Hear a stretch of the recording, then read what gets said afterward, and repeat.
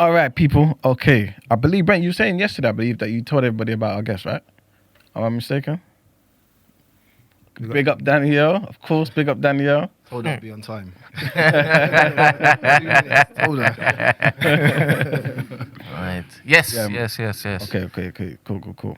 So, obviously, I feel as though people should know a little something. But we're going to get into a real proper conversation here and let you know about this gentleman here. You know what I'm saying? I'm going to do my intro. And then we're going to jump in, right? So today, we are joined by a man who is quite literally helping to redraw the future of Africa. Siaka Stevens is a British Sierra Leonean entrepreneur. He's a visionary thinker and a driving force behind one of the most ambitious development projects on the continent, the Sherbro Island City Project. In partnership with Idris Elba, he's working to transform Sherbro Island into a world-class, sustainable, technologically advanced city that can serve as a blueprint for African development, diaspora investment, and also long-term economic growth. From hospitality and international investment to nation building on the scale that few have ever attempted. This brother is part of a new generation of Africans who are not waiting for change, you know. Exactly. They're creating it, you know what I'm saying? Family legacy aside, he's carving out his own chapter in Sierra Leone's future. Please welcome to the show our good brother, Siaka. Come on! Who are ya? Thanks for having me. No problem. Thank you for turning up, man. You know what I'm saying? Blessing us with your presence and whatnot. We have another Sierra Leonean in the room. Yes, indeed. Yes, indeed. Yeah, you looked around. There's more than one. This fella. My brother. Yes. With Sierra Leoneans, you can't tell. I was telling You can't tell if it's Sierra Leoneans. You will look, I've been told I'm West Indian when I was Yeah. You cannot tell, man. But yeah. Share my brother. Kushare. Adibody son.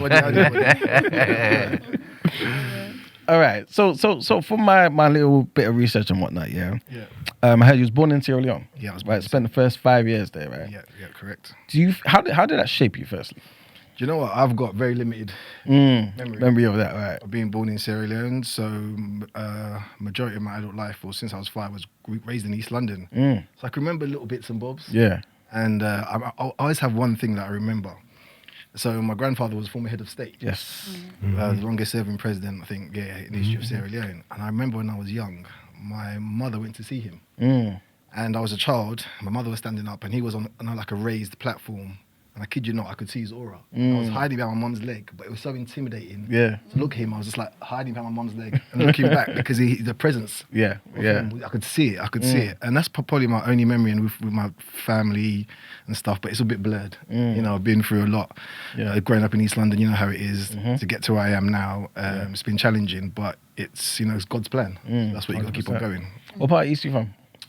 Well, I grew up in Plaistow, Canning Town, Ilford, majority in Plaistow and East Ham. Okay. Yeah, I'm probably East London boy, you can tell by the accent.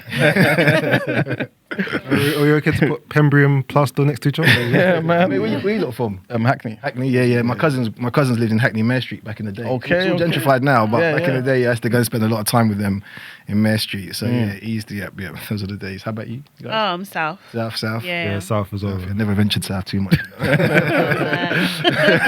There's a lot of Sierra Leoneans in South, a lot of them, especially Peckham. Yeah. So I know there's a huge community there. So, Okay. So, I guess what made you say to yourself, you know what, Sherbro Island, I need to. That's for me, because obviously it's been there from long before you, right? I know, and nobody, centuries, you know what I'm saying, hundreds of thousands of exactly. years probably, but no one's seen, I guess, what you've seen. Do you know what it was like? So growing up in East London, I was like kind of always been entrepreneurial from a young age. Yeah. So I got into DJing, and then I went to school in East London. I went to Langdon. Okay. School in East Ham, and then my mum applied for me to go to some posh grammar school in Upminster called Cooper's. I didn't know anything about it, and I was all right at school, not like an straight A student, but was a bit talented. So I got in, and I ended up going to school in Upminster, Essex, proper posh grammar school.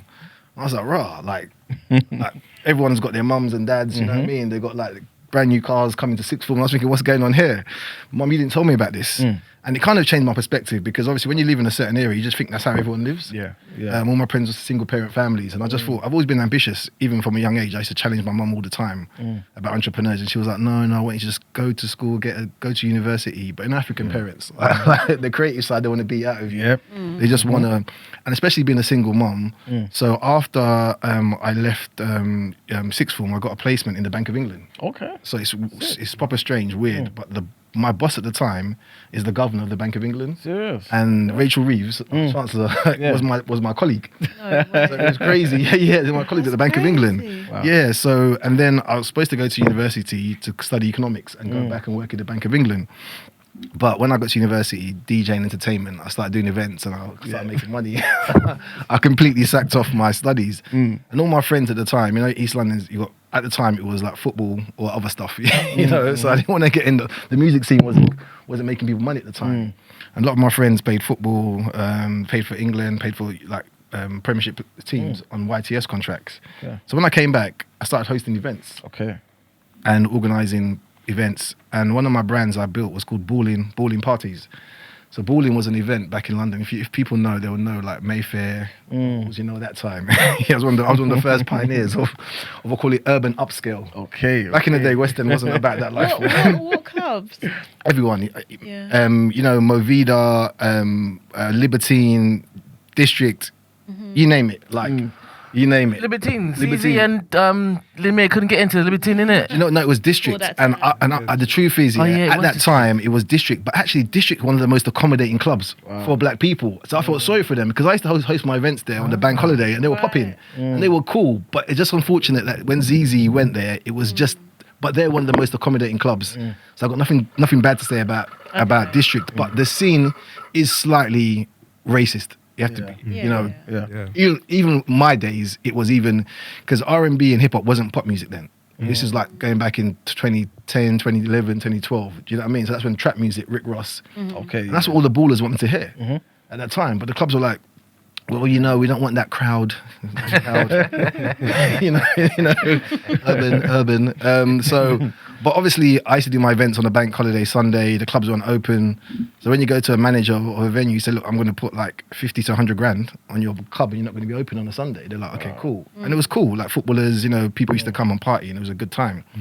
And what happened is that expanded and the event started as Balling Parties. And then I kind of franchised it because, to be honest with you, I was waiting for it to get shut down very quickly. But it didn't. I got past that stage. And I started doing Balling London, Balling Manchester, Balling Ibiza, Balling Dubai, Balling Newcastle, really moved the brand. So I made a lot of contacts in entertainment and lifestyle. So that's been my kind of main journey for most of my adult life. And obviously you travel. I've been everywhere across the world. Mainly partying, Las Vegas, New York. I've been everywhere, literally. And you build up a lot of contacts and connections. As you can imagine, in that world, it's about wealthy people. Doesn't matter what you do, but they're all connected by money. So you meet the most random people on your journeys and you become friends with people and you make a lot of contacts and then you get to travel, spent time in Dubai, went to Mexico, been everywhere. And it's really strange. And how I started events is because I got turned away from a nightclub because I was black. This is even before. So twice in a week, me and my friends went to the door. I was like, sorry lads, not tonight. And they just got like pushed to one side. And I thought, hold on a minute. It really angered me. I thought, you know what? Never again in my life am I going to be turned away from a club. So I'm going to know the bouncer, know the management. And that's how it started. I didn't actually want to become a nightclub promoter or an event organizer. It just happened that way. But fast forward to Sherbro, when I think about my past, it's actually led me, the visions that I have for Sherbro have led me to this place now. So it's not by chance. I don't believe anything's by luck. I do believe you're guided by a higher power vision. And it's been instilled with me from a long time. But I didn't quite know. And I've always wanted to go back to Sierra Leone to do something great and try and help the country. It's a very poor country. It's been one of the poorest in the world for the last 30 years. So being entrepreneurial and just, trying to do other things, it was okay. I did well with Balling. I did quite well with Balling, but I was kind of yearning for something. And what happened was my father in 2012, my half-brother, he passed away. And at the time, my dad was an ambassador from Sierra Leone to Germany. So we had to go to Sierra Leone for the funeral, and I hadn't been there. I'd been back and forth when I was young, but I hadn't been there for like 10, 15 years. And I was a bit older then at the time. And then, like when you're young, you don't know the significance of your name. Yeah. 'Cause I carry my grandfather's name. Yeah. So when you're young, you don't know. Only like ticket inspectors one time. I remember in London, I was getting a ticket. And they come up to me, what's your name? Like I said, Siaka Stevens. You know there was a president of Sierra Leone. I was like, it's my granddad. He was like, oh yeah, cool. Okay, let me off. It's a few times. Uber drivers as well. They always remember. But obviously, I went to Sierra Leone. I hadn't been for a long time, and then it really struck me. Like I remember, there's one picture of me and my dad, and I'm leaving, and I've got like a Dolce & Gabbana T-shirt on that's about £200-300, and I felt like an idiot. I thought I'm surrounded by so much poverty, and because of the lifestyle you live, you think that's how things are in the world. But I was very lucky to see what I saw, and the reality, and I saw a statistic that said at the time, I think 10% of the world or 90% of the world live under $10 a day, and that's the reality. Where even my British passport, you take for granted the ability you have being a British citizen to travel the world freely. Yep. Like people in Sierra Leone or Africa, they struggle. Yeah. They struggle. So imagine all these things we take for granted: free healthcare, schooling. I see people die in Sierra Leone needlessly. I see kids have to pay to go to school, and we're just taking it for granted. So for me, I really kind of realized, you have the ability, you have the contacts to do something great. And from that day, I made up my mind. The plan was to get back to Sierra Leone and do something. So it was never a plan to build a city. That was never in my plan. It was just a culmination of things that led me to that point. And as I say, I do believe it's in your blood, it's in your DNA, this is your purpose. And so in 2015, I kind of made the jump to go back to Sierra Leone. A bit naively, I kind of shut down all my operations in the UK. And also, it was the time, I think later Donald Trump and all these parties started to come into power. And there was quite a far right movement in the UK when young black people like ourselves are realizing, hold on, we can be talented, we can beat the qualifications, but we still don't fit. We're not going to get the opportunities. And I always say to people, why do you think there's so many black or brown people in the creative industries and they're excelling? Yeah. It's not that and look at the financial sector. Yeah. You will see there's a big difference in proportionality to what the black people that are successful in the creative industries, because the creative industries are more liberal, they're more open to people excelling, So it's not that we don't have the talent, but we, at certain levels, we're blocked. Yeah, exactly. We're not the decision makers. So that is the problem. So I thought, you know what, let me at least go to my own country, even though it has its problems, at least everyone looks like me, and I can try my hardest and I'll make it all the way. There won't be a ceiling on me. And this is the truth. When I started spending time in Sierra Leone, there's one stage where I almost cried. And because, because everyone around me is black. Yeah. You're thinking, hold on, there's doctors, there's lawyers that are black. Exactly. There's people that are black in all walks of society. Yep. In the UK, especially growing up, we are taught, especially our generation, to hate each other. The stereotypes in the media, I say to my friends, when we were younger, we used to go to clubs and there'll be 5 black boys and 800 white people in there. And we're worried about the 5 black boys that are in the club. Yeah. Do you understand? I said, but if you think about it now, it's because the media, the way we're portrayed, is to distrust each other. You understand? And when I was in Sierra Leone, I'm thinking, these kids, they're wearing low batties and trousers, but they're not troublemakers. They're just into fashion and culture. They're not bad people. And I really sat down and almost not cried, but I shed a tear, because the stuff that's been put in us, in our faces, in the Western world, makes us hate each other without even knowing. And that was really sad for me. And then also knowing that, from a country, you can do a lot. We are just economic migrants. A lot of our parents came for economic opportunities because our countries of where we came from couldn't afford that. So if our countries, our home countries, could actually cater to what we needed, we'll go back. 100%. 100%. Yes. We'd go back. So that's how the Sherbro thing came along. I sat there in Sierra Leone. The plan was to come and build a hotel with a rooftop bar. Have some cool parties. That was the original plan. But then as I sat there, Sierra Leone's one of the beautifulest countries in West Africa. We've got beautiful beaches. We're the 5th safest country in the whole of Africa. Wow. And this is a fact, where we're safer than Ghana, actually. Can you believe that? And people don't think, because we had a civil war. Serious? Yeah, Google it. Okay. People don't think that. You see, you think it's dangerous, kids walking around with AK-47s because of the blood diamonds. But actually, this is a report. Think the UN, it's the 5th safest country in Africa. Our president, he's Christian, his wife is Muslim. We're the most religious, tolerant country in the world, one of the most.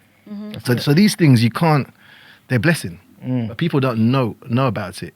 So as I said to you, with my kind of travels, being in Dubai and seeing, look, if you have good governance in place, things can change drastically. So I stumbled upon Sherbro Island, and that's where it goes. I found it literally I was on Google Maps one day, and I got an email come through from someone in the government because they were looking for investment, and they knew I knew a few people, and they sent me a project on Sierra Leone, and the project was about energy, because the country needs energy. You know, African countries struggle with power, and it had all the regions of the country color coordinated, but then there was this island that was black. So I think that's strange. This island doesn't need any power. So I just did some research. I Googled on it. I thought, what? This place is the same size as Singapore. It's massive. It's the same size as St. Lucia as a country. The island is huge. Yes. It's got a very small population. It's got 50 kilometers of pristine beach. It's the most beautiful place in the world. And I thought, hold on, as you do, at Google, how do you build a new city? Because the plan was literally, I'm a firm believer in self-reliance. Yes. And a lot of African governments are not self-reliant. We're dependent on aid, donors to prop up our economy. So I thought, okay, right. If you partner with your government, they have a share in this. In 10, 15 years' time, when this thing is really moving, they will earn some revenue from that island. And then they will use it to develop Sierra Leone. Yes. To help the country become self-reliant. That was the underlining kind of the top level vision. Second, I looked at people like our age group, younger, wanting to come back and do business or help in somehow. But unfortunately, not everyone's entrepreneurs, not everyone is self-employed. Yeah. So they will try and do businesses, and after one hurdle, they'll go. They'll go, it's too difficult. And it's only natural to go and go back to where you came from, like your creature comforts of the West. If the energy is not always consistent, the water, everything you face being in a developed country, and you're there trying to do business, and it's difficult as well, you just leave. I'll just go back to America or Europe or wherever. So that's how it kind of came about, and I partnered with Idris, and but I'll talk more about that. I'm sure you want to have some questions beforehand. I've been talking a lot. I do talk a lot sometimes. That's good because. But yeah, I just want to give you like a bit of background. I'll tell you like after the structure and how it kind of works and why it's different from other cities that have been built because we've been compared to Akon City and stuff like that. So I'll just after that, our next segment, I'll give you some more insight into the structure. Well, funny enough, I did want to ask about that comparison between Sherbro City and obviously Akon's idea. Yeah. I think the last thing I did hear about Akon's thing is how pretty much it's not, coming off the ground and whatnot, right? Yeah. And obviously, I guess you kind of anticipate that there will be those comparisons. Yeah, right? of course. So I guess for anybody who doesn't know, what is the difference? Okay, so the main difference is on the top level, they look the same. Okay. We're building a city. Akon was building a city. Okay. There are many cities being built in Africa, and the more actually the better, because Africa needs new cities. Yeah. So we have 1.5 billion people, I think, at the moment, and in 2050, that is predicted to rise to 2.5 billion people. And 60% of those people will live in urban areas, in cities. So Africa actually needs new planned cities. Yeah. The fact that people are escaping to Europe is because the economic prospects in Africa are not the greatest. Yeah. So with the population growth, we actually need new planned cities. Now, the main difference is when we put our team together for the project, we looked at a governance first approach. So when you see like the best comparisons are like probably Rwanda more recently, from a civil war in 20 years' time to one of the actually most developed countries in Africa. And looked at Dubai as well. And if you look at Singapore, all the sort of 8 countries in Asia. Now, behind the glitz and the glamour and the buildings, there is a robust system of governance that people trust. Businesses, human beings, capital. You know what I mean? They trust this, that if I get into a contract with someone in business, it's going to be upheld. Yeah. If I build a property, it's my property. No one's going to take my land. So these systems are the fundamentals that allow economic growth and prosperity. Because with my project, I always knew there's a lot of money in the world. Africa struggles in terms of foreign direct investment. And there's a reason for that. Okay, so you Google, why should I invest in Africa? And the reasons will come up. So we looked at addressing these issues in our negotiations with the government. And what we have come to the agreement was, and this has been passed, if anyone's into like politics or economics, it's called a parliamentary ratification. So it's when the highest body of Sierra Leone, the parliament, they pass your agreement into act as a law of the country. So the government have done this in in June 2025 this year. That's a huge milestone because it becomes embedded in the laws of the country. And when you're speaking to investors kind of look at that because the region is not the most trusted for these big infrastructure projects. You're talking about a project that will go over periods of decades. Yeah. It has to be able to stand up to changes in government, and things like that. So it has to be very robust. If you're going to get investors to invest in these types of projects, they need to see that the framework's in place that helps to mitigate the risks. Business is always about risk, but the more you can mitigate the risk for investment, the more likely they would come and see. Exactly. So what we negotiated is, if you look at, the best way I can compare it is, if you look at Hong Kong and Macau and their relationship to China.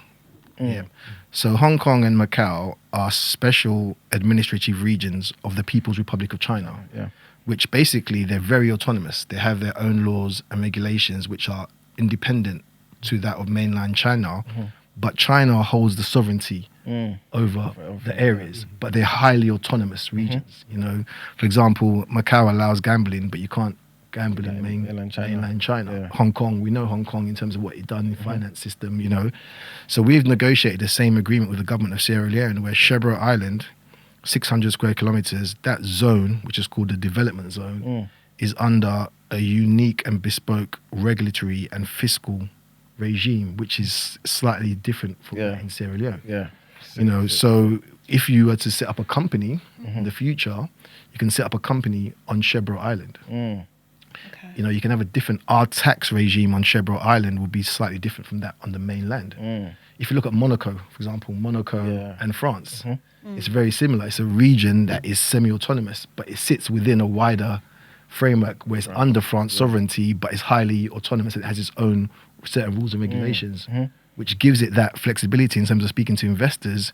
One of the challenges with investing in Africa as well is people think about corruption as the main thing. It's actually not. It's our regulatory frameworks are very hard to navigate. Most investors need certain laws and regulations that a lot of African countries do not have yet. To get that process through takes a long time. It may take years. You have to lobby governments. They're not the most efficient and they're slow. In our zone, we can do that very quickly. Can I ask though, what about the local people? Because from the research that was sent through, like only 28% of the people on the island have electricity at the moment, right? So you're working with like foreign investors to kind of bring that in. Like, what is to safeguard those people in terms of like government and organisation to like not just be overcome by foreign investment, to be overcome by people from the diaspora coming in and like dominating the land. So we create like a Monaco where the rich and famous go. Do you know what I mean? And the local people aren't necessarily like part of it. Do you know what I mean? What's safeguarding them? So that's a great question, and we've been asked this a lot. And what you have to understand is our land tenure laws in Sierra Leone. I remember when we first spoke to the president said, listen, I love that idea, but speak to the local people. Because they are custodians of the land. If they want it, then it's fine. So the local people are our priority. This project is by Sierra Leoneans, for Sierra Leoneans, first and foremost. Okay. So I would always say it's a treasonable offence for me to do something against my country. I wouldn't do that. So the prosperity of the people of Sierra Leone is the priority as well. Now, when I went to Kenya recently this year, and I went to see the Maasai people. I went for a conference, but they took me to see the Maasai people. And it's a very interesting comparison when I go up to villages in Sierra Leone or go to the island of Sherbro and speak to the local people. The Maasai people in Kenya, they want to maintain their tradition and heritage. They don't want to change it. And it's quite clear that they don't want to. On Sherbro Island, they're like, Siaka, look, we want development. We want development. We want jobs. It's been a forgotten island. There's a when I was doing some research in the early days, there was a post on Al Jazeera called The Forgotten Island, and it was Sherbro Island. So it's got an interesting history. It was a former British colony. So part of the island is a town called Bonth. If you look at Bonth on Google Maps or a map on the internet, you will see it has a very organised road layout. Because the Brits were there. There's colonial buildings that are still there. Colonial companies, PZ, all these buildings that are still there. They're dilapidated, but they're still there. There's actually a telephone box. The telephone box is crazy. So there's a landing strip. But obviously, after the Brits after independence, obviously the trade and stuff. It was a former slave trade center, and then it became an economic. I think they were doing cassava and palm oil, big companies there. So then after that, after the Brits after independence, it kind of lost its, and it was at one stage was supposed to be the capital of the whole country. Wow. Right. They chose Freetown instead. So it has a rich history, and the people of the island, they know that, and they want kind of that back. Yeah. They've been forgotten about. So the priority for them is, look, energy, schooling, the basics. And also, when you talk about building a city, who's going to work and live in the city? Yeah. The people need to participate in the prosperity of the economic growth. I always say, and I always talk about how, look, I read an article the other day, one rich billionaire guy in the UK, I think, I can't remember his name, in America, was saying, why is it that the new generation are so anti-capitalism? And the fact is because they don't play a part in it. You don't feel, if you can't buy a home anymore, why would you want to protect something that you don't participate in? Facts. You understand? Yeah. So when you're structuring any new development like this, you have to make sure the spoils trickle down. Yeah. And that's the most important thing. So when you look at the local people and how they benefit from the project and what it entails for them and how they can grow in prosperity, because the only way you can alleviate poverty is through economic growth. Yeah. Period. Yeah. Not Sierra Leone, our public sector is bigger than our private sector. Yeah. And most African countries are that way. You can never have sustained economic growth without without entrepreneurs in the private sector, but also controlled capitalism. Yeah. So and this comes down to the structure, which I'll explain, how we control the private sector carefully. So basically, it protects the people. And one thing about our agreement is really crucial. The land is actually in custodians of the people. Oh, okay. So we have exclusive development rights as a company, but we have to work out an arrangement with the people where it benefits them. Okay. So they'll be like, look, this is community land, this is ceremonial land, you can't develop on here. Yeah. And also when they have to participate in the land value, when the land increases, there's a fund. Yeah. There's all these things that are built into the mechanism to make sure local people benefit. Yeah. And everyone says, oh, but the people, you're going to relocate them. No, Sherbro is huge. We don't need to move everyone. We don't need to move anyone. If they don't want to leave, it's completely up to them. Yeah. We're looking to enhance their life. That's it. And give it more. I hear horror stories when I'm there, and it feels so sad where, because it's an island, some of the villages are far away, and women die during childbirth because they can't. There's not a hospital, So these are simple things that And one thing I learned, we take for granted being here. We take for granted. It's a very remote place, and how they manage and how they smile and how they're happy, the kids and stuff. It makes you reflect, like, what is happiness? You think people don't have anything, but they're happy. Yeah. I went to some consultants to the island. They were like, Siaka, the kids are healthy. The kids are so happy and smiling. Because obviously, when I go there, when I spend time there, I thought, let me just give things that they would never seen before. So I came with Haribos. Literally, they'd never tasted sweets before. Yeah. They were like... Not introducing sugar. I know, but not too much sugar. But I thought, let me give them something that they'd never had before. Yeah. Little things. And the kids were like, wow, this is amazing. And I bought my drone. Yeah. They'd never seen a drone before. like it was the funniest... I got some videos of the kids. It was the funniest thing. So all these things, when I look at the future of Sierra Leone, and it's been tough, don't get me wrong, the whole process, I've been on this journey for like almost 10 years. I was going to ask that. Yeah, it's been... Sorry, can I just ask, how far is that into? Because I'm thinking, I don't know if you mentioned when I popped out to the bathroom, but like Acorn City, that sort of thing. There was a city in Kenya, they're kind of like seen as like a bit like Dr. Uma's school, a little bit of failed projects. No. Like, but like, how long does this type of thing typically take? Yeah. Do you know what I mean? Yeah. And like, how far are you into that process? And what have you learned from those projects that you're not bringing here? So I mentioned it before about the legal framework and the robust governance. So on the top level, we look similar, but on a different level, on the bottom level, the foundational layer, we are an independent, semi-autonomous region. So we control kind of the legal framework and the regulatory framework that gives us that autonomy to make decisions quickly and get investors to invest directly within the zone. So now with looking at kind of the timeline, because the hardest part of the project is what we've achieved is negotiating with the government of Sierra Leone, who are our partners. It's a public-private partnership, getting their buy-in, and various ministers have said to me, look, Siaka, we trust you and Idris. Yep. We trust you and Idris to deliver this project for us. We will not give this type of agreement to anyone. You know, so there's a huge trust. With trust comes great responsibility. You know, so we are very aware of the responsibility we have on our hands. You know, so in terms of like the next steps, what I do have faith in is I've got friends that work in construction, been in projects in Saudi Arabia, in Dubai. Things can move very quickly. You'll be shocked. Gave me $1 billion now, you see a difference in 2-3 years. You know, that's the fact. Things move very quickly. With construction now, it's not these huge timelines. They can build stuff. My friend was saying to me, they build it prefab, and they just come and assemble it like Lego. Oh, okay. Literally, it's very quick. Like it's very quick. Have you seen those videos on YouTube when China are building like 10-story building in like 2 days? You know. Obviously, you got to be careful what you do. But I'm just giving an example. Things can be done very quickly. And because I kind of work on the entertainment side, you know, for me, looking culturally, so every city has to have its unique element of it. You know, I look at the youth in Africa, I look at the young generation, look at the creativity, you know, look at the music, look at, you know, Africa's become popular because our main export now is music. You know, then if you look at Jamaica, I always say to people, if you look at reggae music and what he done for Jamaica, first of all, you get the music. People are like, I like this music. Then you get the culture that comes behind it. People get interested in the culture.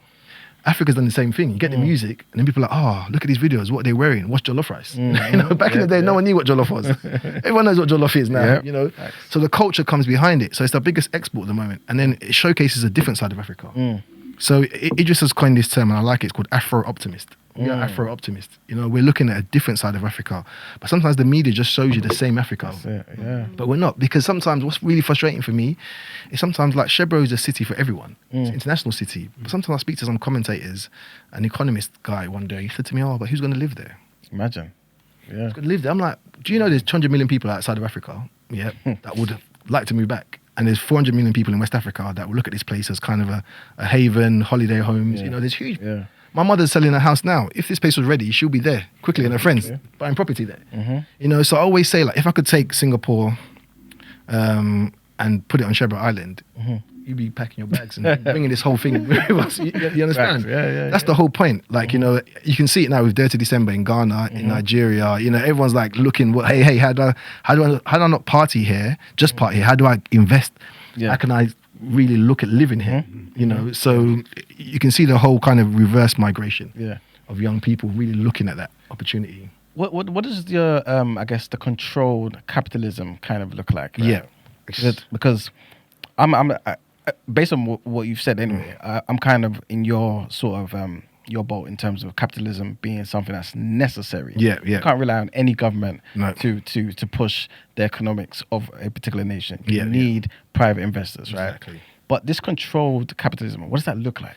So how the structure is set up, and it's done in a very creative way. We had some great lawyers, very expensive. He just kind of my first investor and business partner. And as you can imagine, with his profile, Sierra Leone is not the most credible place in the world. So he's really helped in terms of raising the profile of the event. And bearing in mind, I came to him with an idea. Although I had plans in terms of, I'd done a lot of research beforehand. So I started the project in like 2016, just like desktop research. Because it's like any business, you have to build a plan. And I knew that when it came down to the crunch, when you're speaking to qualified people, they're going to critique you. They're going to say, does this guy know what he's talking about? Can I trust him? Does he have it? So I had to make sure that I'm bulletproof. Literally. Do you understand? Also, I don't have the background. I didn't, you know, I'm not an architect. I'm not an engineer. I've just got a vision. I'm a creative entrepreneur. So I spent a lot of time in building the vision and the concept. And I had quotes from companies because I never knew that there's companies you can go to.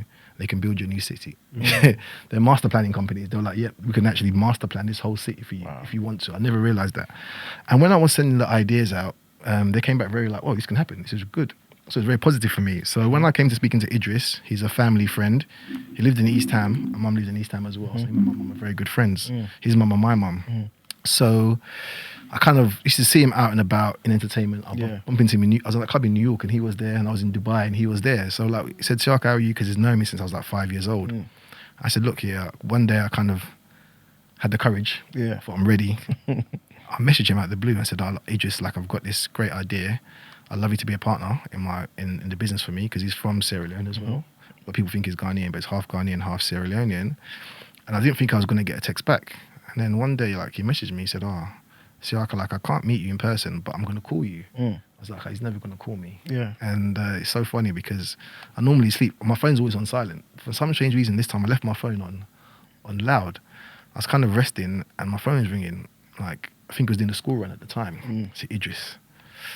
So I think, all right, it's going to be the most important call of my life. Yeah. So I picked up the phone. He said, yeah, Siaka, how are you? I said, I'm fine. He said, oh, tell me more about this idea you've got. And I told him. And he was like, what? I was like, yeah. He was like, okay, cool. I want to know more. And then we kept on meeting and meeting. Sick. And I didn't realise now, until working with him like in a professional capacity and his team, I was meshing him directly to meet up. His schedule was crazy. So he was taking time. Yeah. Like random days, yeah, come meet me here, let's go for a quick drink and let me know more. And then finally, I remember we met in Notting Hill, and then I'm very persuasive.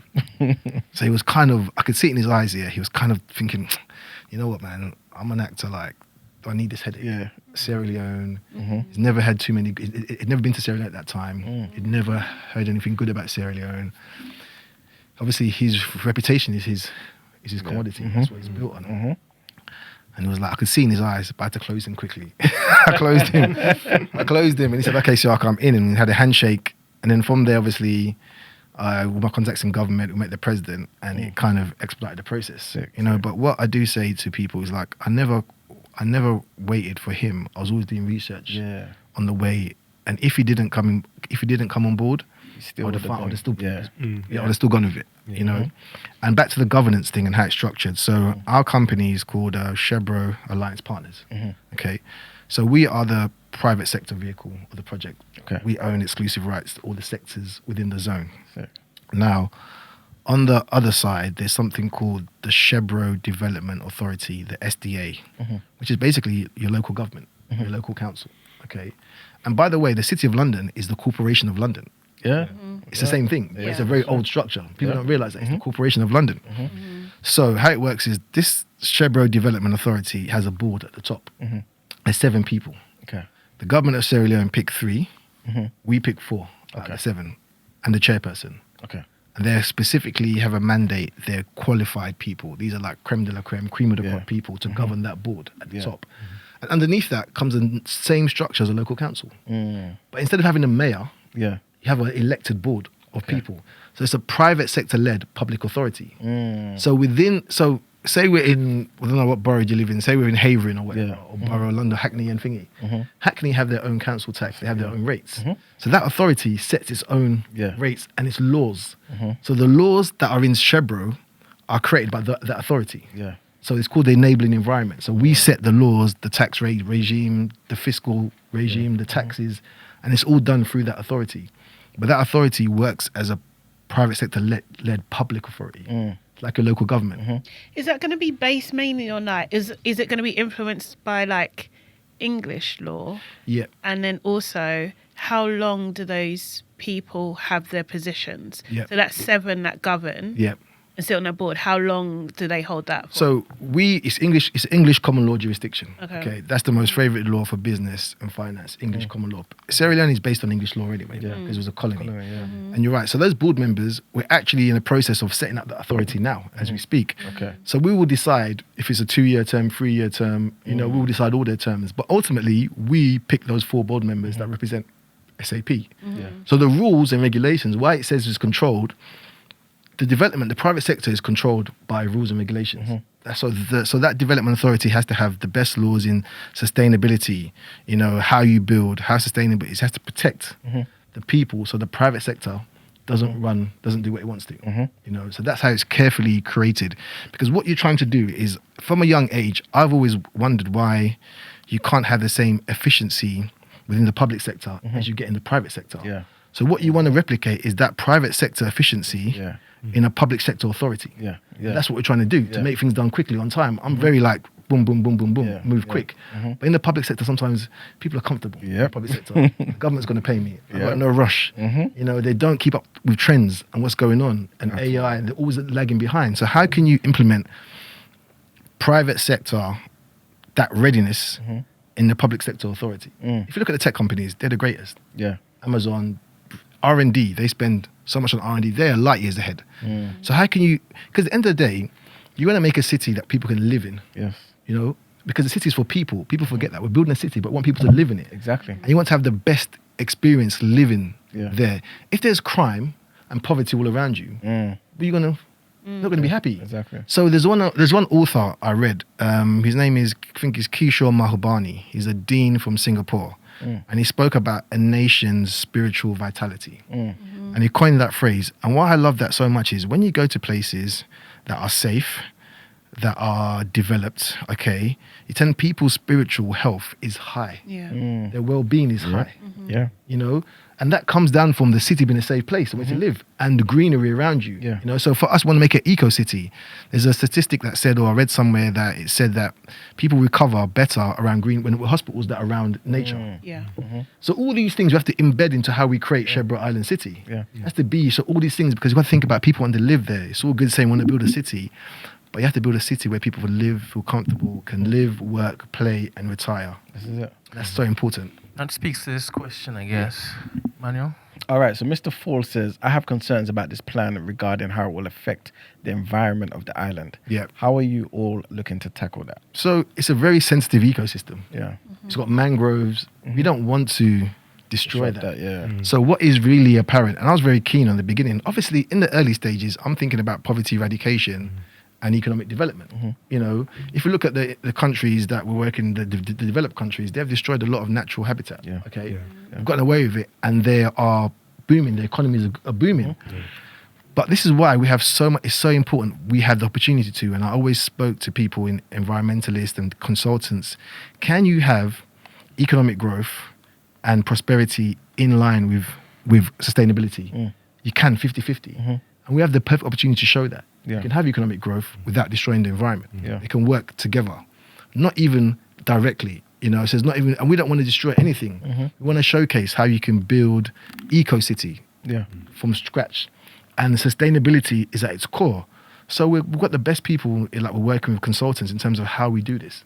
And sustainable building materials, you know, circular economy, all these things that you want to do, not to destroy the environment, but to protect the environment. Yeah. And ultimately, when you do protect the environment, because if you look back in history, our ancestors lived at one with the environment. Yeah.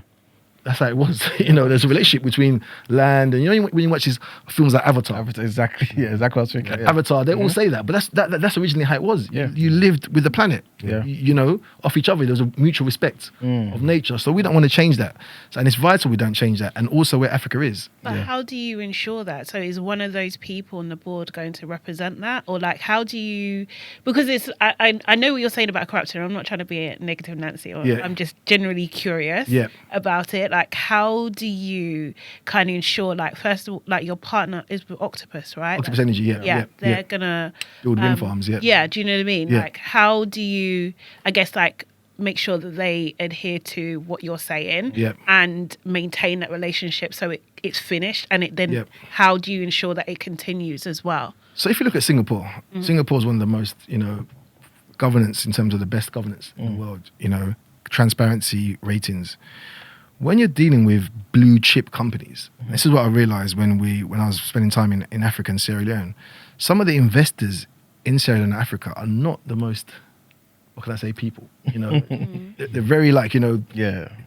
So we work with blue chip companies. Octopus is a FTSE 100 company in the UK. There's strict adherence to certain guidelines, you know, reputationally for them. So this is the kind of people you want to work with, you know, because they have their own rules and regulations within the organization, but also the development authority, the laws of Sherbro will make sure that whatever they do has to be at the best environmental standards. I'm not going to sit there and watch capitalism or private sector destroy or pollute.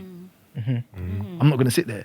This is the benefit of me being Sierra Leonean. Whereas an investor who's a bit more like, I'm not saying the Chinese are bad, but I see loads of articles about how Chinese dams are like mines in China. Their dams are overflowing and they're poisoning areas. Do you understand? They don't have that same level of robustness or protection that I would have, saying, look, the first and foremost, this project is for the people. Do you understand? So I want to make sure that whatever rules and regulations are put in place to make sure that there's skills transfer, there's knowledge transfer, but also the environment is protected. Yeah. You know, it's nature, people, and profit can go together, and that's what we want to showcase, and that's what is so attractive about the project and what we're doing, to showcase that and all your questions, because it'll be transparency. What are your rules regarding environmental? Everything will be PR'd, everything will be announced. There'll be a website. There'll be people can focus on exactly what you want to see on Sherbro Island. Yeah. We are just creating the kind of blueprint.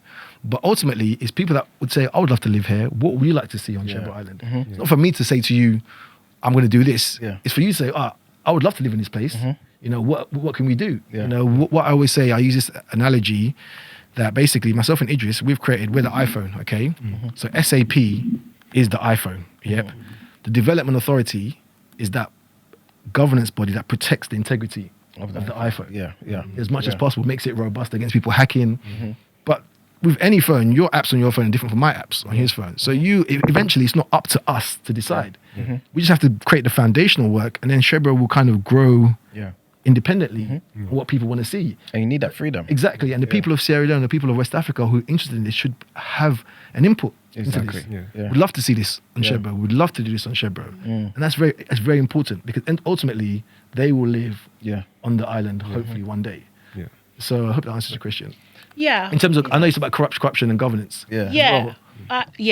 I guess it's like, kind of seems like a bit of like a work in progress, and you have to hear more from the people, right? No, the people are fully on board. So what you have to say, okay, so here's how it works, okay? I forgot to mention the important structure. So you have the SAPR company, you have the Development Authority, and then the Development Authority is the strict criteria. It's not, we're not going to pick up any random people. Oh yeah, of course. Put in that book. You know, this is proper serious people, that credible people. And obviously, blue chip investors want to see a robust governance system. And that's why a lot of investors, blue chip investors, struggle to invest in Africa, because reputationally it can be a problem. And then this sort of corruption is negatively on you, you know, and everyone comes down the private sector hard, you know, a lot. So then underneath that, there's something called the Sherbro Community Trust. Remember I told you the land was held. So they are 3 permanent members and 3 non-permanent members, the 3 chiefs, and the president elects 3 non-permanent members from the area. So they're also involved in a decision-making process. Everyone is involved in the whole process of deciding things. We're not going to do things against the community. We're not going to do that. We don't need to.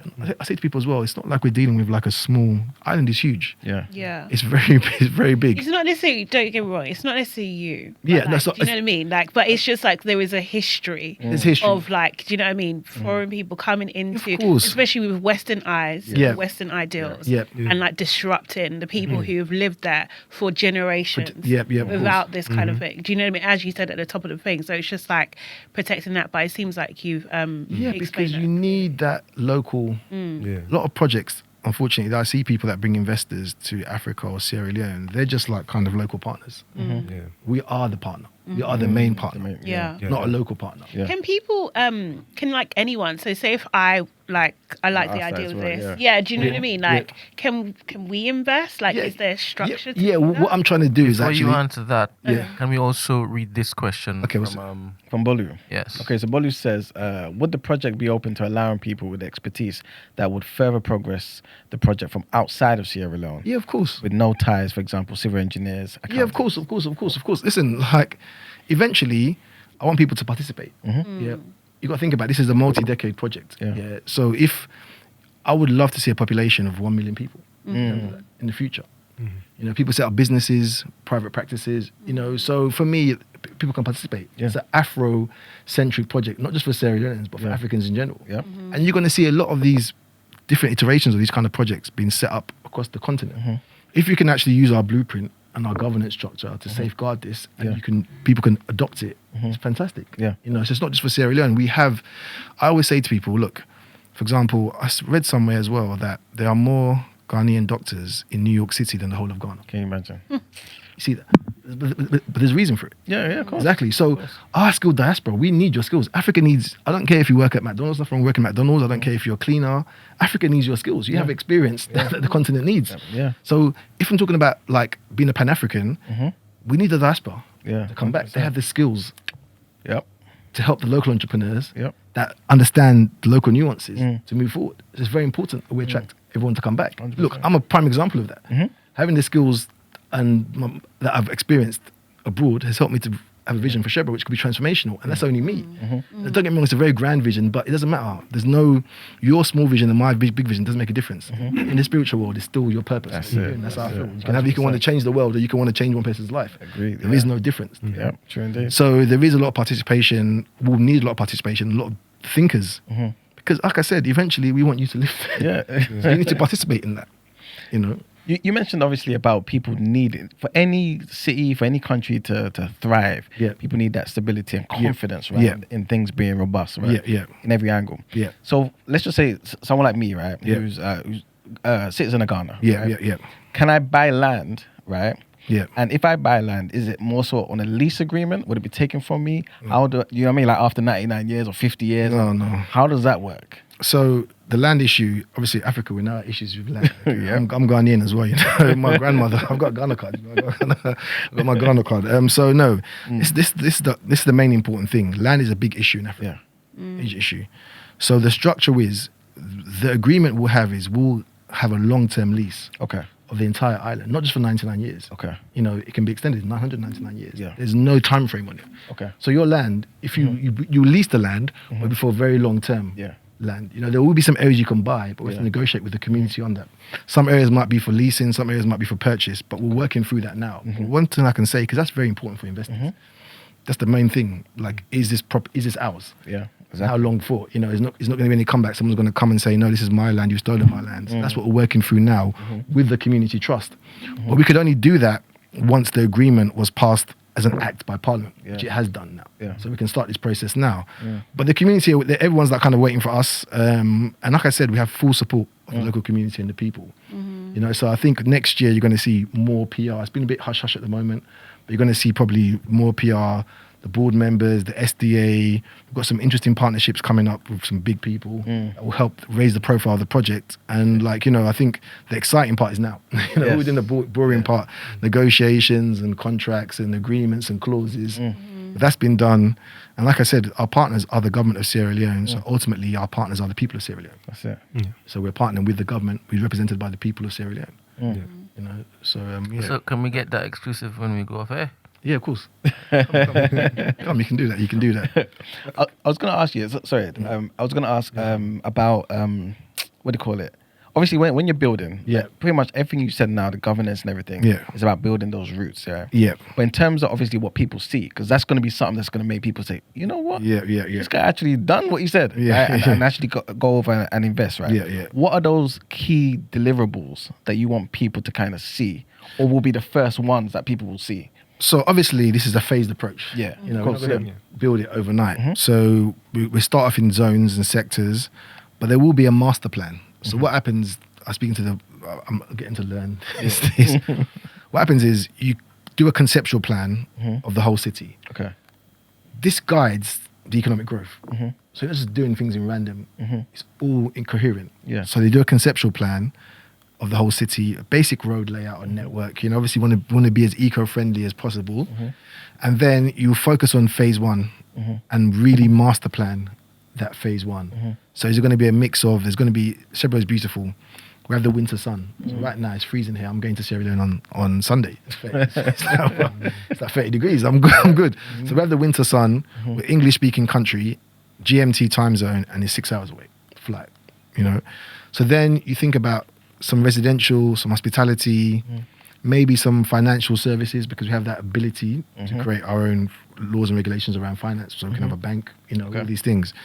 There's like blue carbon, which is carbon credits with the mangroves. So there's different initial industries which we're working on and finding partners for now.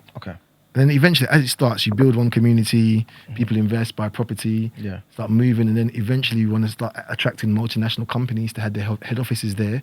Because of because we can create our own fiscal tax regime, it can be very favourable for international companies looking for a base. The same way a lot of companies are located in or registered in Ireland at the moment. You know, so we can create that base for West Africa. You know, so that's the whole plan in terms of doing what Hong Kong did in the early days, where multinational companies were liked the English common law system. They were familiar with it. You know, Africa has a mix of civil law, I think it's Francophone law, and English common law. So it's a bit of a mishmash. So you can have this zone that is safe, for investment. Companies will be attracted to that zone. And for example, we had a good conversation with some people that worked. Have you heard of the DIFC? It's the financial center in Dubai. Okay. So basically, Dubai created a financial center because companies said before, well, we don't know, we don't want to kind of keep our money in Dubai because we don't understand the laws. So the very English common law is the law of business. Yeah. So Dubai created DIFC, a zone which is English common law zone, and they attract the financial center. A lot of businesses are based there. So someone said there's a keen want to create one in Africa, and we could be that one because we could be the Switzerland, the neutral party of West Africa. You know, because we're kind of private sector led, it's not a government initiative per se. It gives you that neutrality. Will allow people to trust you to a certain degree. So there's all these talks and conversations we're having, but we'll make a decision in the next 6 to 8 months on exactly where we choose to go to. But there will be some residential, some property, some investments. And I think it will be great because alongside that, you're not just building, you're not just buying residential, you know, there's going to be development around it as well. Roads being built, infrastructure. So I think at early stages. That's what I was trying to understand. So is it like, do you start with the roads or is it trains or is it like, do you know what I mean? Is it that type of... So you start with infrastructure. You need some basic infrastructure. So that will go to like some road layout. There is a landing strip on the island now. So we'll need to refurbish and extend that. Right. So the plan is you fly to Freetown International Airport, Lungai International Airport, which is a brand new airport. It was built by a Turkish company about 4 years ago. Okay. And you get a smaller plane, 30 minutes over to the island. Okay. But eventually it will need its own airport. It will need its own port. But these will be phases with some infrastructure, maybe some hospitality, some residential holiday homes. You know, I'm very keen from my entertainment background to start hosting big events there. And you know, with entertainment as well and festivals, it's not so much the event as well. People want the experience. Flying in, going somewhere, an island, it's beautiful, and hosting an event. I've seen some crazy things on social media where someone had a party at the pyramids. I don't know if you've seen it. It was insane. Like that festival, the pyramids have all these exotic areas now where it kind of brings it, enhances the experience. So imagine, I hate this, but Fire Festival done properly. Understand? So all this infrastructure in place, and then, you know, that kind of thing to get things going. You know, how can it be the kind of entertainment hub for West Africa? You know, we're 2 hours away from Ghana, Nigeria, Senegal, Ivory Coast. It's really fine. It's situated where the sorry, just to be clear, like the timeline wise, is this like something that will be completed in like 20 years? Is it 30 years? Like what is? So I'm hoping that we can have the first resorts or first like things open up in the next 3 to 5 years. Okay. So you better come and obviously there will be some kind of development plan for property. So it'll be off plan and then it'll be built, you know, over a period of time. So you can invest in it off plan. So I'm hoping that will come out within the next 2 or 3 years. But then also, I think this project is going to be continuous. You know, it's multi-decade. You know, I'll probably be in my grave. People will still be investing or building Sherbro Island City. But what I can say that it can happen very quickly. If you look at Rwanda came out of a civil war. Literally, it's one of the most developed countries in Africa. I used to believe or think that Africa needed strong leaders. We need strong institutions because institutions always outlast leaders. And if the strong leader disappears, there's always a power vacuum there, and things can go, not always the time, things can go south. If you have strong and robust institutions, they outlast. And that's what we're focused on, building this governance that will outlast, you know, anything. That's what's more important, to have the institutions. I think what's just a few different questions actually. I'll try maybe say one or two. So you mentioned Singapore being sort of your inspiration. So like when I think of Singapore, I know there's sort of like their ethos that like sort of in their beginnings were like almost turning the fishermen of the land into like the engineers of the land. You know, so like how does that sort of pipeline work in terms of Salone? Is that same sort of structures you're trying to build there as well in terms of educating the community and training the community into being able to, you know, maintain what you're building there as well, not just getting foreigners. Of course, to come do everything. That's a great question, and that's completely right. You know, we have to skills transfer. We have to train people. Look, if any businesses, any companies come in, there'll be a strict rule. Like Octopus, they're working with us, but they're also training the local people to help look after the wind farms, maintain them. That skills transfer is so important. If you look at China, any country that's developed within the last generation, they've all adopted the same policy. We need to train the local people that we become self-reliant. You can come there, you can earn a profit, but eventually the skills have to be transferred down to local ownership. Yeah, it's so important. That's a priority. Fishermen become engineers, become doctors, become when you talk about hospitality. So unfortunately, Sierra Leone has a low skill, I think, literacy. Yeah. But then I saw somewhere, I think a UN report that said 2/3 of tourism labour is unskilled. So if you think about something that can train people without any sort of qualifications, tourism is huge. You got hospitality schools, looking at opening satellite colleges with institutions. How do you train and engineer or create the next batch of engineers? Sierra Leone there's a college in Sierra Leone, university called Frobe College. It was the first university in West Africa, in Africa in general. Wow. So if you look at a lot of the senior people in governance or in private sector within Africa, a lot of them went to university in Sierra Leone. So Sierra Leone has a rich history as well as a country. So it's time to change that. It was the kind of the jewel of West Africa in its time. It's time to change that. And I remember even my grandfather. So I remember I was at a coffee shop. I started talking to this guy, and he was like, "Oh, what's your name?" I said, "Siaka Stevens," and he was like, "Oh." He was a former ambassador from Guinea-Bissau to Sierra Leone under my grandfather. And he said, look, at the time, why your grandfather was so popular across the world was because Sierra Leone was safe. Yeah. While in West Africa, there's coup d'etats, Ghana, Nigeria, everywhere around him was like, but he managed to keep Sierra Leone safe and stable. And that peace, and the civil war has disrupted that. But in terms of we're a peaceful nature, that wasn't our war. It came from Liberia. So safety and peace is a priority for Sierra Leone. You feel safe then, but unfortunately the PR will have you think that it's still blood diamonds and it's still there. It's completely changed. It's completely different. Good morning. We have somebody on the Discord. If it is, you can just pop your headphones on. Good morning, Key Price. Morning. Hi.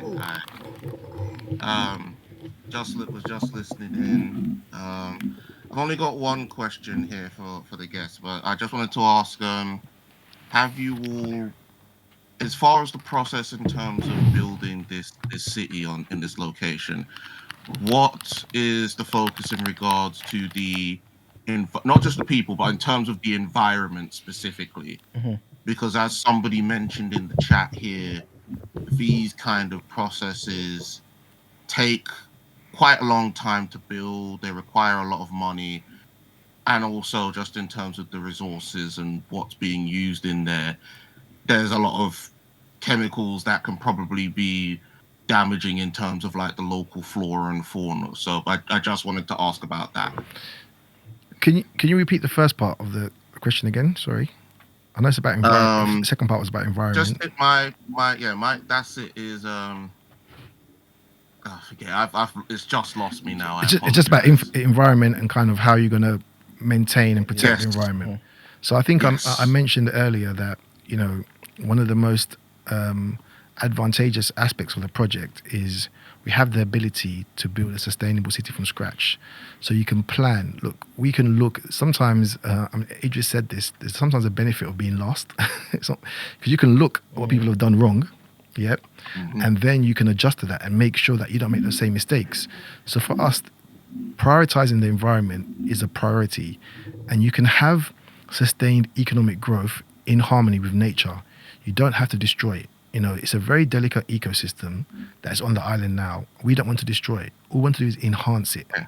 So we would, and also the governance part of the project, the laws that are embedded in that development authority will make sure they adhere to the highest environmental standard laws anywhere in the world. And that is a priority. The chemicals we use, or if we use any at all. So these are the conversations that we have to have moving forward, and they will be top of the list because environment is a priority to what we're doing in and around the island. Okay. All right. Thank you. That's all. No problem. I wanted to ask you, like you said, obviously this project is something that's going to be like for decades and decades. It's going to outlive you and things of that nature, right? But what does, I guess, success look like in the near future? So in, for example, 5 years, 10 years, what makes you say, we're on the right track? You know what? Sometimes I'm very hard on myself.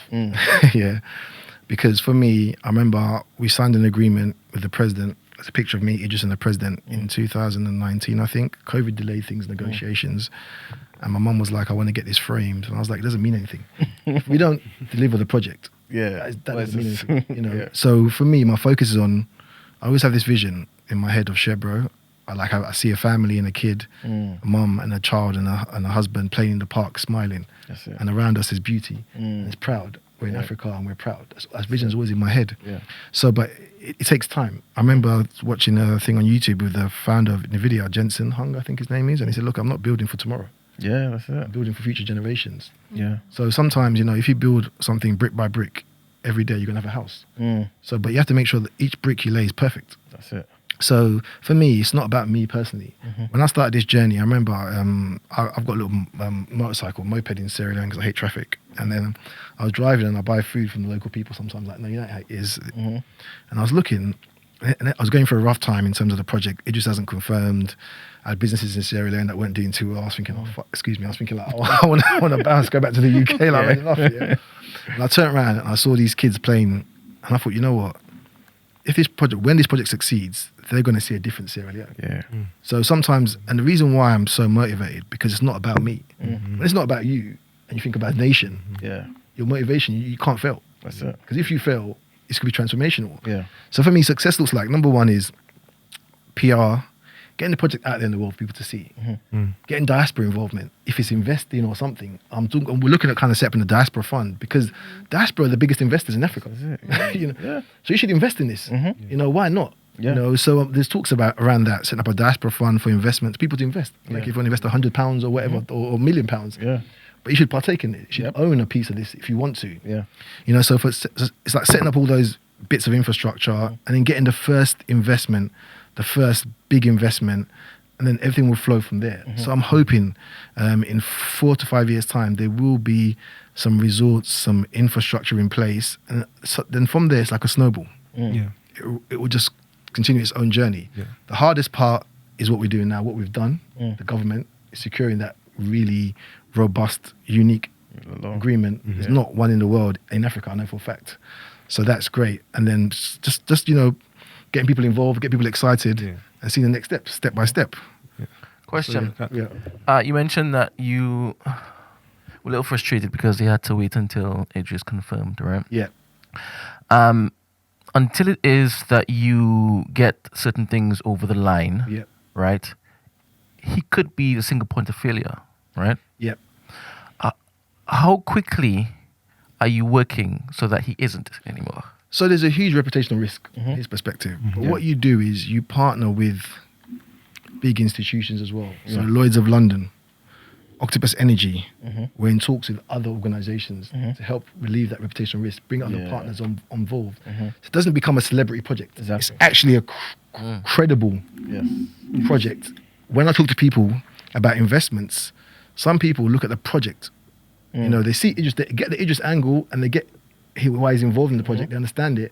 But when it comes to talking about proper money, they want to know my returns, my protections. You know, they get the Idris side. It's like kind of the glamour side of it. But really, it's about business and opportunity. And that's what their teams will look at. And I think we're at the stage now where we can have these conversations. And I speak to a lot of big people, you know, and they're like, Siaka, you've done amazing work. You know, we guys, we support the vision, we support the project. We get it's not just a celebrity project. There is something serious underneath the hood.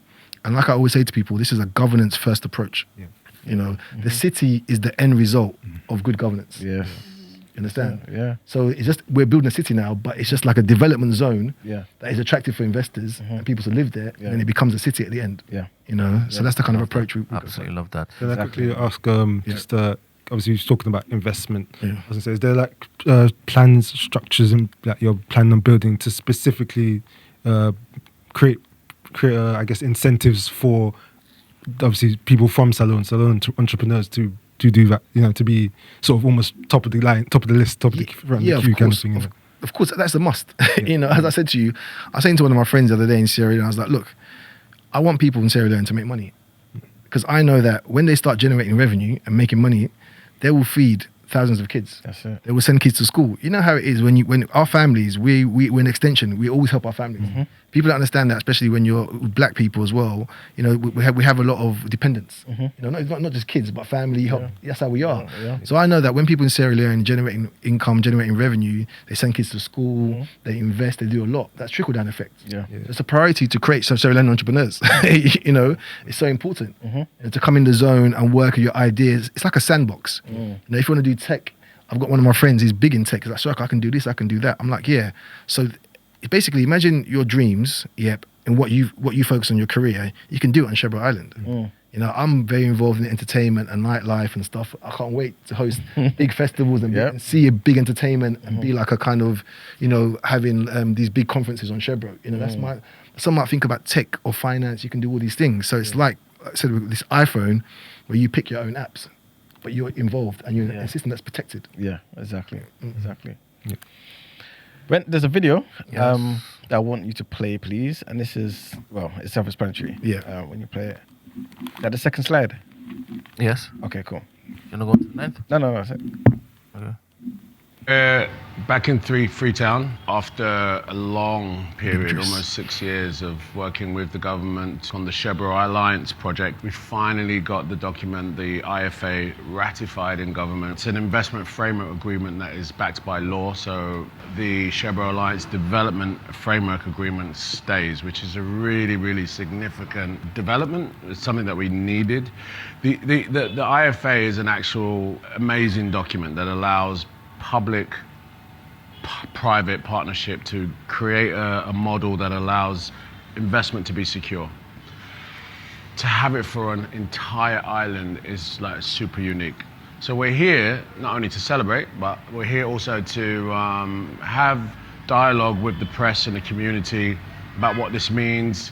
That's why I felt it really important to come here, tell them what it means, give them a sense of what happens next. Okay, so we're back in Freetown after a long period, almost 6 years of working. Can we move to the second? So this is the actual law that you're basically speaking about. This is the investment framework agreement. I couldn't make it, unfortunately, but that's the Act of Parliament. So 2025 June, the Parliament ratified it as an agreement in Parliament. So it's huge. It's huge. Yeah. It's so when dealing with Africa, you don't understand the importance of having that document. Investors always say, even before that, Siaka, look, Ian Idris really need to get this document ratified by Parliament. It gives us that extra protection that we need. So it was huge. It's a huge relief. But also as well, you know, like we are partners with the government. So there's a lot of trust. So for the Parliament and the government to approve that, it just shows that we are one. And they really believe in the project and want it to work. And we have a very our president's from the island as well. And he's always been very, very supportive of the project from day one. And he says, look, we need to have a place in Sierra Leone and Africa that we can be proud of. So so he understands the agreement, and they understand why they need to give us the certain clauses and built in for us to be able to create what we're trying to create. We have a question from Godders. He's a serial investor. He's also invested in TMB. He says, good rising all. He's a hotep. A question for Siaka. As SAP is a UK registered company, can one invest and own equity in this awesome innovation? Do you have a roadmap and or pitch deck? Thanks and big up, Siaka. Yes, we do. It's a UK company. You can invest. We're actually going for funding rounds recently. Okay. So how it works is SAP is a UK limited company. It'll probably have another company that is domiciled in a more tax-friendly jurisdiction. That's how the structure works. But you can invest in it. And then we have 16 sectors that we have exclusive rights in. So if it's from real estate to financial services. So these sectors will be built out. And you can invest in those sectors. At the moment, the holding company is open for serious investors. There's a lot of money. You know, so it's open for investment. You can just send me a message on Facebook or not Facebook, Instagram. But what does serious investors look like? No. In terms of serious investors, like we want to do, like I'm speaking to someone about sort of creating a diaspora fund. That means if you want to do £100 or if you want to do £100,000, it's fine. They'll all go into a fund. Then that fund invests into Sherbro. But the top level of investment we're seeking at SAP is like quite a substantial amount. You know, so when I mean serious investors, not like but you know what? Of course. You know, so but I'm looking because I want like you rightly said, can we invest in this? There's interest in it. So there should be an opportunity where people should be able to invest in it. If it's £100 or £1,000, you should be able to invest in the project. And that fund will then invest in Sherbro. So I'm having a conversation with someone about this actually. Is the number a secret? Yeah, it's a little bit secret. For now. For now. Can I ask, Aaron, like you, I carry a namesake in terms of my own family. Their sort of legacy.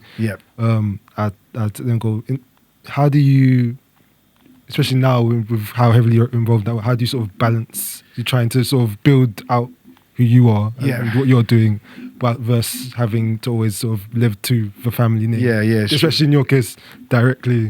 Of course. I'm like, so I think, you know, I always say to people, I remember I was in Sierra Leone and then I was at an event and some guy was talking to me and I was a little bit tipsy. So he was looking at me funny and he started talking to me. He said to me, how does it feel? I was thinking, what's this guy talking about? And he said to me, how does it feel to be the grandson of the former president of Sierra Leone?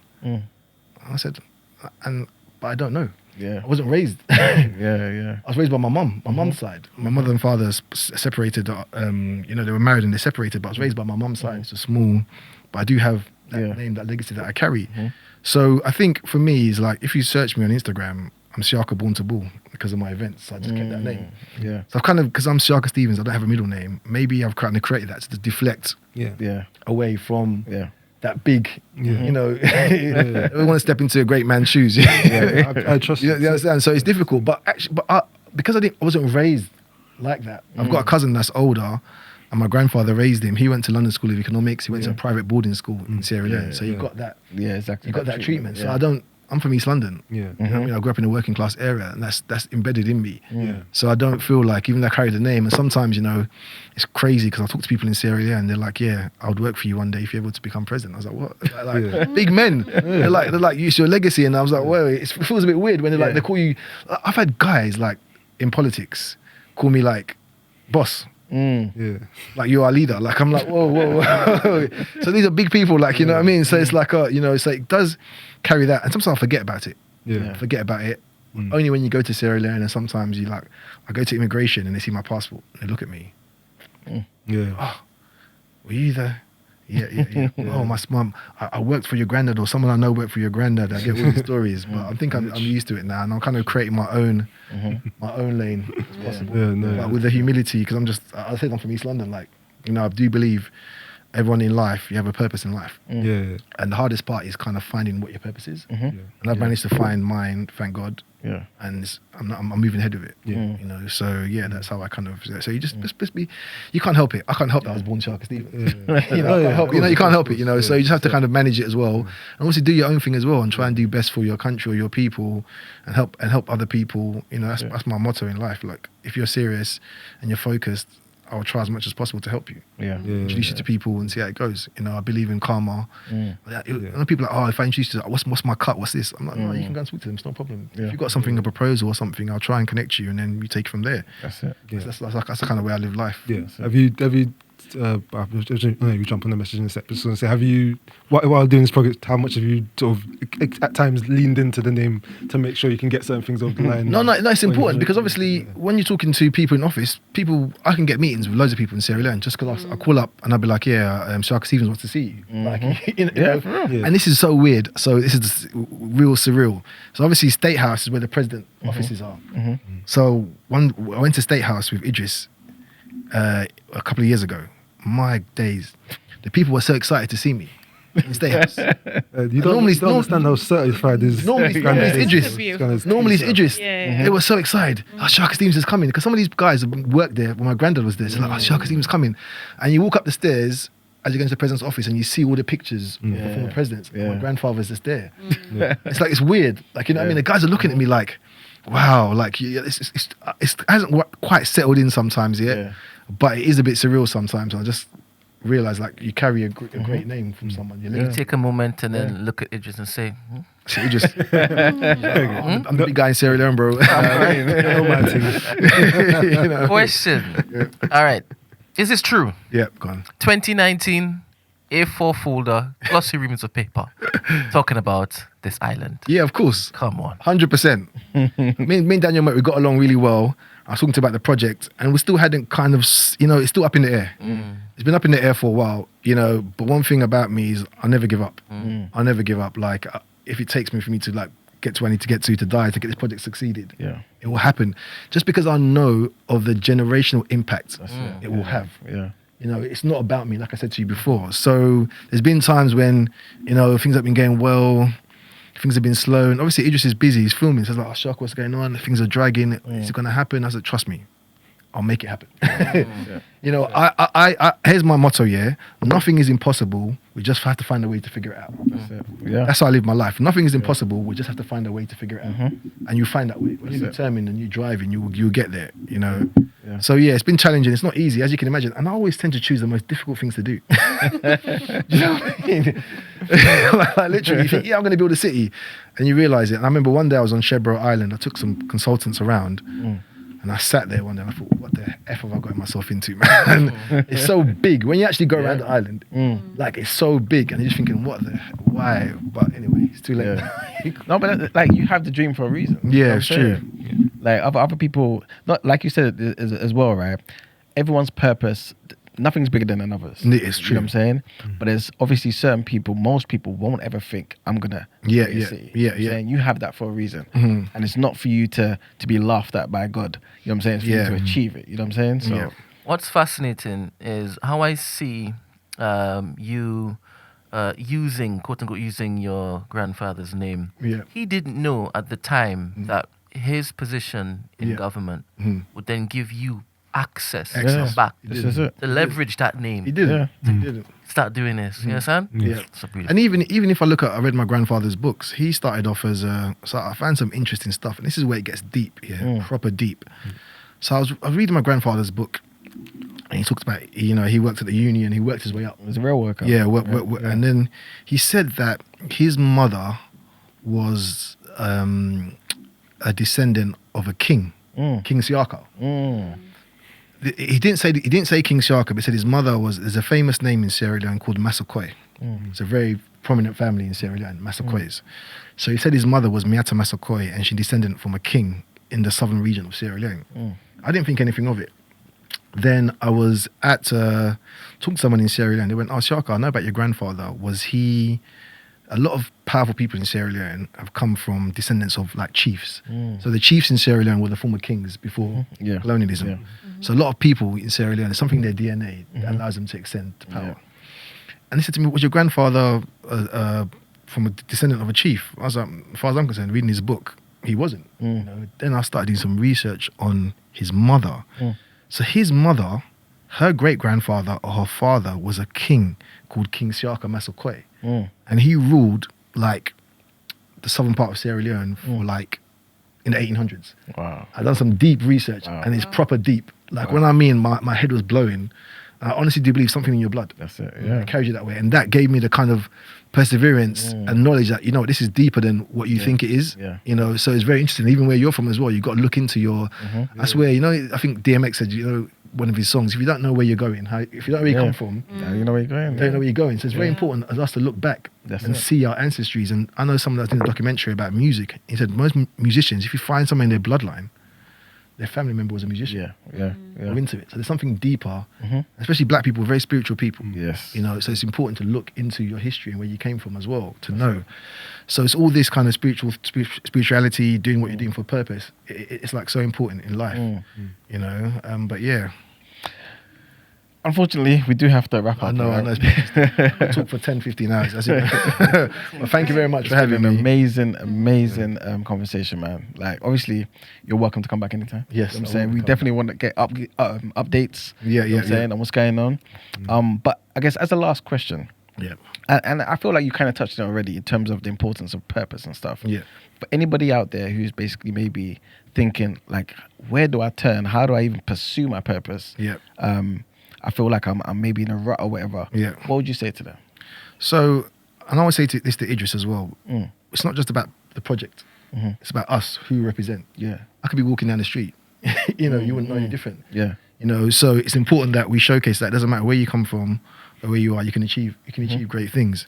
And I always say to people like having ambitions or not happy what things are going in life, you have to be open-minded. Your passion or dream could walk past you every day. Yeah. If you're not looking for it, you will miss it. So one thing is important, and I said this the other day, like I tend to keep my brain as childlike as possible. Not because I want to be mature, but you know how children, if you look at a child, they're observing so much, they're picking something in. Yeah. And I saw something interesting the other day. This woman, she didn't know her son. She thought her son couldn't speak. Okay. She went out with her son to the supermarket. She has some Japanese people speaking Japanese, and the son responded. Just thinking, what's going on here? And she went up to the ladies and said, can you speak again? And the son responded. She didn't realize her son has been watching Japanese videos on YouTube. He's picked up Japanese. Kids' brain, you know kids, yeah? They can learn multiple languages. I have cousins or families that have kids that have a parent from here, and their kids picking up 3 languages. Because their brains are wired differently. So if you keep that childlike brain, you pick up so much. Be always observant about your surroundings, and your dream will come to you. I always talk to my ancestors and pray to my ancestors and God, and give me vision, you know, give me the power that I need, protect me. So that's important. I do believe in that, and it will come to you.